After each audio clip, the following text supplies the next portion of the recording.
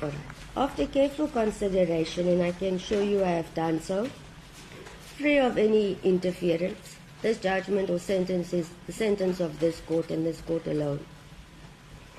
In respect of count 1, you are sentenced to a period of 5 years imprisonment. In respect of count 2, you are sentenced to a period of 2 years imprisonment. In respect of count 3, you are sentenced to 20,000 rand or to undergo 6 months imprisonment. In respect of count 4, you are sentenced to 20,000 rand or to undergo 6 months imprisonment. In respect of count 5, you are sentenced to pay a fine of 20,000 rand or to undergo 6 months imprisonment.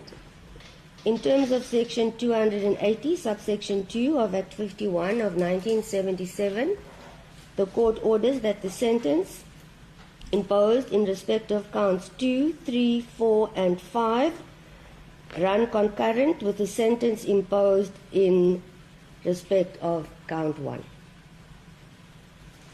Is the court pleased? You may be seated. Thank you. Your Worship, I have instruction to proceed